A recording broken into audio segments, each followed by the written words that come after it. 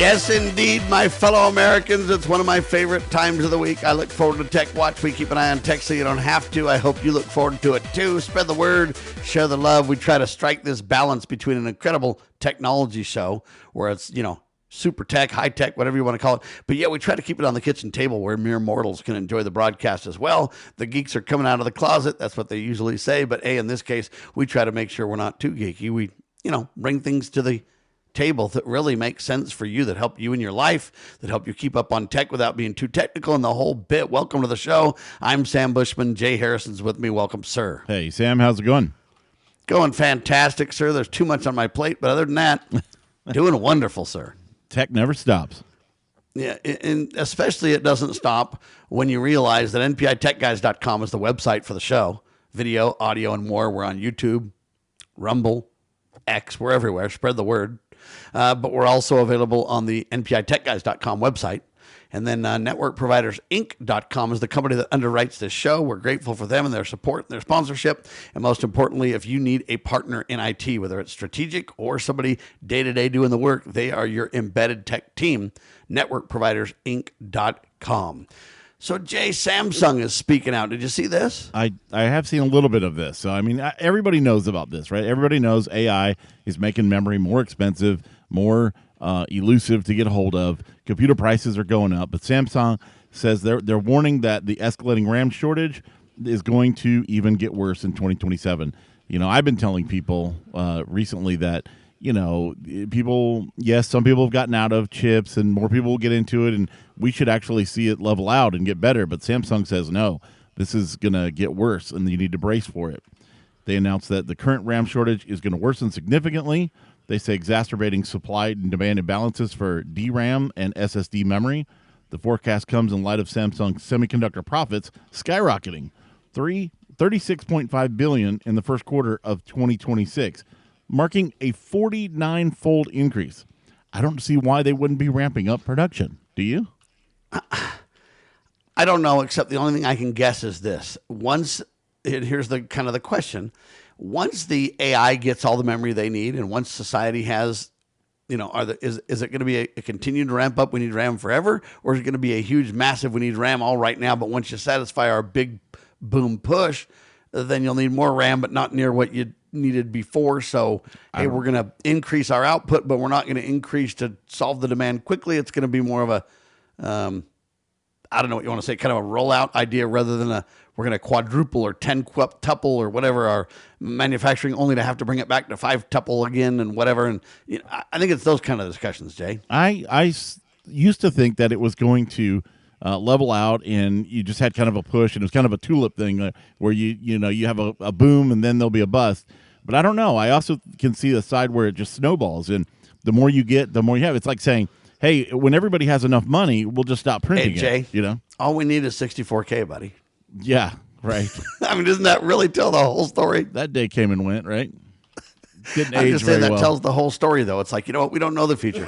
What they need to do is realize that we have to take time to ramp up these online data centers. And we need to take time to work through the legal and the, concerns that communities have in building them. We need to kind of get the dollars and cents together and say, hey, how do we make AI pay? When does it pay for itself versus when are we just getting crazy? So we need to basically stop the bubble craze stuff, the speculative stuff, and get down to reality and say, hey, how do we put together a 5, 10, 15, 20, 30, 40-year plan for AI rollout that makes sustainable sense? And I mean environmentally, with water and heat and everything else. I also mean with technology. You build a data center today, if you're not very careful, and in 5 years, because of AI, we know a way to do it 10 times cheaper. Yeah. Maybe we should have been a little more patient, right? And that's stuff people need to honestly discuss, not only in the boardrooms of corporations, but in the halls of Congress and government, but also on the people level. How much AI do you need in your company today, this very second, versus how much should you just kind of hold on a little bit and say, yeah, I'm going to embrace it and I'm going to play with it. And I'm going to actually, when I see the needle can be moved in certain ways, I'm going to embrace that. But I'm not going to do so psychotically. I'm not going to lay off all my workforce and hope AI saves me. I'm not going to, rely on memory that I can't get. I'm not going to. And how do we kind of create an intelligent, usually in the world of software, we call them dev maps, right, Jay? Yeah. That's It's exactly like, hey, I can't take on and build you every feature and everything you want instantly. And so I'm going to put together a roadmap for, you know what, for 2026, here's what we're going to be doing in quarter 1, so on.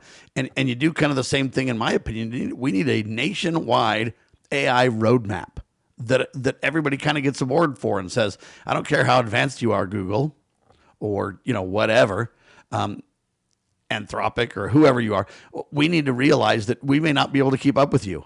Society, laws, rules, data centers, memory, and we're going to basically kind of put together a plan that makes sense for this. Companies can ramp up and build the memory we need, but this morning's serious, and the question becomes, they might eventually have such AI centers have all the memory, and I can't. So AI is incredible, but I don't have a computer to, you know, connect to it and use it because I don't have any memory. Yeah. And is that where we're going to get to if we're not careful? Well, and why concentrate so much on AI data centers? Why not balance that with domestic chip making? I mean, why don't we roll out jobs for people and create some semiconductor plants here stateside?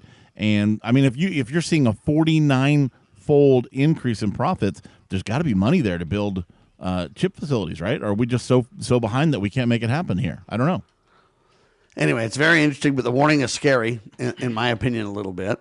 They announced that the current RAM shortage will worsen significantly in 2027, and they say it'll just continue. This forecast basically says, hey, semiconductor profits are skyrocketing, everything's crazy. My question, too, is what if the Chinese take over Taiwan? I mean, I know that sounds insane, and I don't want that kind of stuff, but I'm just saying we've seen crazier things. Well, and the situation literally signals they could put an embargo challenging on landscape for all of us, right? Yeah, they could put embargo on chips, or they could raise tariffs, or who knows what. Again, another reason why I think we should have more domestic U.S. produced semiconductors.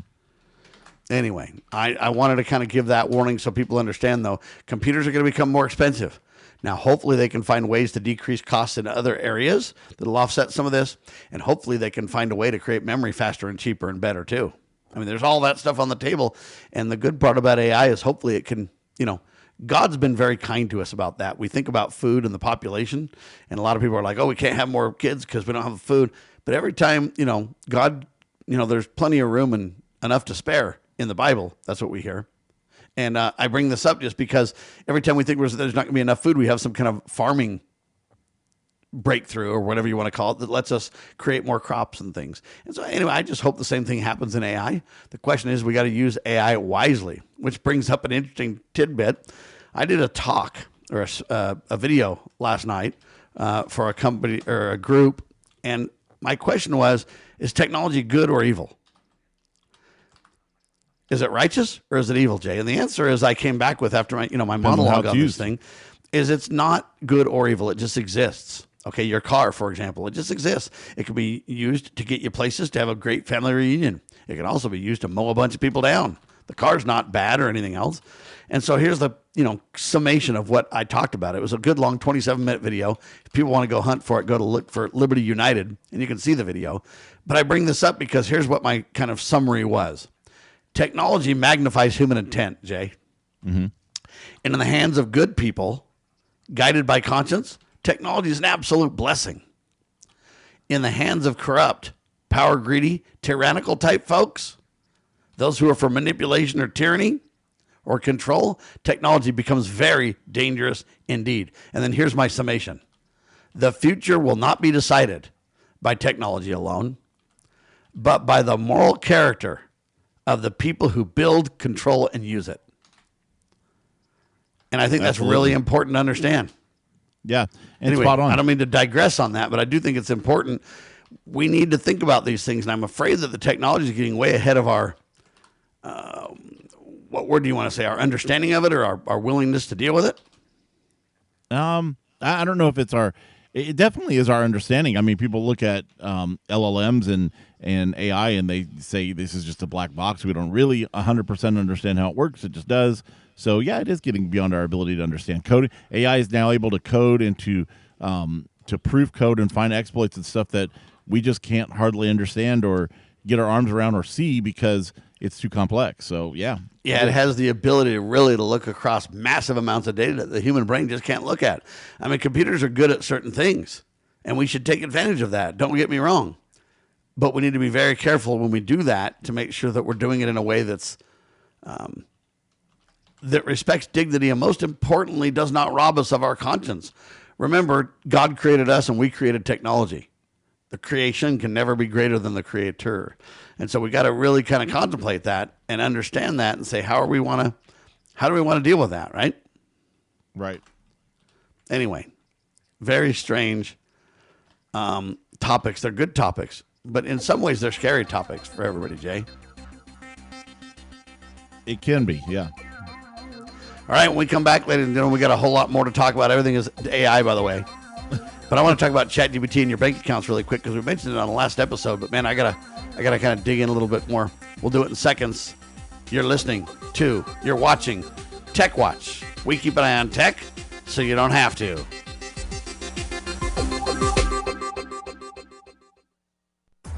Cybercrime is exploding. Take Sarah from Sweet Delights, whose world crumbled after having to close with not being able to bounce back. Small businesses are prime targets, but the right strategies can keep yours safe. Jay Hill, CEO of Network Providers, has co-authored The Cyber Playbook Simplifies Cybersecurity for Business Owners with Strategies to avoid costly breaches and fines, build a strong cyber attack response, secure your business with key protections. Cyber threats aren't slowing down, but you can stay ahead. Protect your business. Ensure its security for tomorrow. Get the Cyber Playbook today at networkprovidersinc.com/cyber-playbook or call 385-446-5500 now.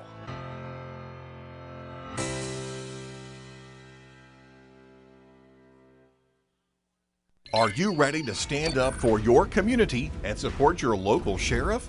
Join the Constitutional Sheriffs and Peace Officers Association and become a vital member of the Sheriff's Citizens Posse. At cspoa.org, we empower citizens like you through weekly webinars, arming you with the knowledge to back your constitutional county sheriff. Together, we can uphold our Constitution and ensure liberty and justice for all. Your community needs you now more than ever.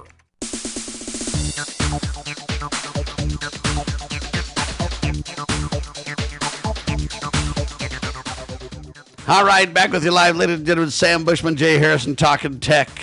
So, what do they want to? I guess AI now wants to, or ChatGPT wants to control my bank account, Jay. Well, I don't They think don't it's gonna say it that control way, it. but that's No. that's what it appears like. What you do is you link it so that it can give you insights on your bank account. I don't think it really can take any action or spend or transfer funds. Not really. yet. Well, yeah, not yet. We're just doing phase one, buddy. That's right. That's true, 100%. But you can now connect if you use these financial institutions. Plaid, I think it's how you say it. Plaid. I think it's Plaid. Is something that connects a lot of bank accounts. So bunches of people, Chase, First Federal. You got all these different. I'm sure Zion's in there, but there's tons of different banks. And you can connect your bank account with that, and then you can ask questions on, I don't know, spending and things like that. To me, it's kind of weird though, because I wonder. I guess a business account probably has more transactions, but a lot of personal accounts, you don't have that kind of visibility into a bank account. Yeah, Unless maybe it has your a lot card of is. transactions, people. Well, I actually have very few transactions on my bank account because a lot of them will be on a card, right? And then you just see one transaction to a card. So I don't know.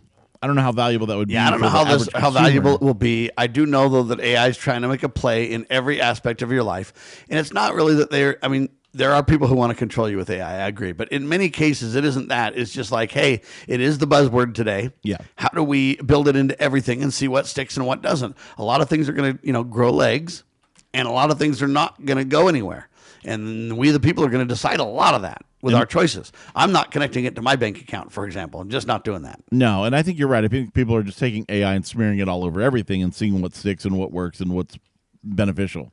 And a lot of things aren't. I mean, you'll see it in refrigerators and toasters and stuff, and everybody will be like, okay, yeah, that was kind of dumb. But, we saw that with the smart home revolution stuff, too, where everybody wanted everything to be connected to your internet, and then they kind of, I think now have realized that may not be been worth the trouble. Right. What do we do from here, Jay? We be reasonable about it, and I could see use cases where you might want. You don't panic, Jay. You don't freak. No, I don't panic. Okay. No, You just don't hook it up. That's what Well, you need to understand, folks. Look, all this stuff's coming down the pike, but you can personally just say, I'm not going to work on that. I'm going to go back to a flip phone.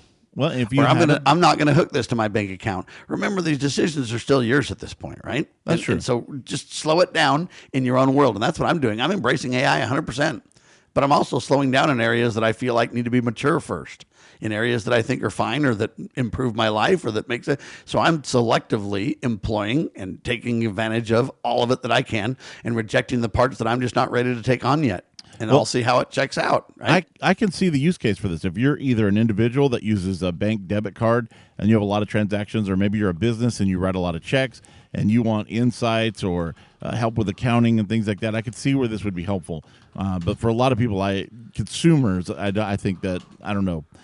And plus, there is also the idea of just more hooks into your life of AI that you may not want. I mean, I already think ChatGPT knows too much about me anyway. You think it knows too much about you already? Well, yeah, just from once you start using it as a search engine, anything that is your search engine, right, is going to know too much about you. It's going to know in some ways, where yes, you Jay, live, in some ways, no. where you work. What it knows now is a lot, but what it's going to know in 10 years is a lot more. Yeah. Pretty soon it's going to know about your DNA and your biometrics and your heartbeat. And I mean, how close do we let technology get to our personal lives? Do we let it watch us on every street corner? Oh, done. Do we let it watch us at every mall and every done? Done. Do we let it monitor us in the house and listen to us while we're talking? Done. Do we? And so what I'm saying is I'm not disagreeing with you, but I'm saying it's a discussion that's interesting. How far will that get? And I think in many ways we've gone too far. Yeah, but we haven't seen the end of it, not even close. I agree, and that's kind of my point with the whole thing is that it's a very serious thing to think about. And part of it's going to be decided by society, and part of it's going to be decided by us, right? Yep. By we the people. All right, Microsoft is in the news, Jay. Yeah, they want to drop SMS verification as part of their enhanced security passkeys. So they want to move to passkeys. They want to phase out SMS. That's getting a text message on your cell phone. They're steering users toward adopting passkeys as a more secure authentication method. I actually see with Microsoft them trying to not just steer, them forcing people to use Microsoft's Authenticator. So even if you use a third-party authenticator, so you use Chrome or Google's version, or you use the one in Bitwarden or whatever, in some instances, you can't even use that. You have to install Microsoft's Authenticator app on your phone and use that one, which I think is kind of unfair. And this article in particular is saying that they're pushing people to passkeys, which are good. They're very convenient. But if you only have your passkeys, let's say you're somebody, the average kind of person who, I would say average young person, who may only use a cell phone. They don't use a laptop or desktop or anything else. Yeah, it's weird how that generational change happens, too. When you're younger, you don't really use, especially desktops, for example. Yeah. And I love desktops because they're powerhouses, and I can put them in my office, and I can rock and roll with super power. But the average guy's like, all I've got is a cell phone now. Yeah, I know. That's all I need. What are you talking about? I've got a computer at work because they need me to have one, but when I'm off work, what do I need that for? But passkeys, if you don't back them up into something like Bitwarden or password manager of some sort, passkeys are tied to that device. So if you lose that cell phone and all your passkeys were on it, you could be very, very poorly hosed. It'd be not very good. But Microsoft they're aiming to fortify their security. They say users are urged to transition to passkey use promptly because the timeline for the complete discontinuation of SMS remains vague. So they're not giving an exact answer. They're just saying you better do it soon. And what do you think? Do you think passkeys are a lot more secure than SMS? I think they are more secure than SMS, yes, because people can do SMS hijacking.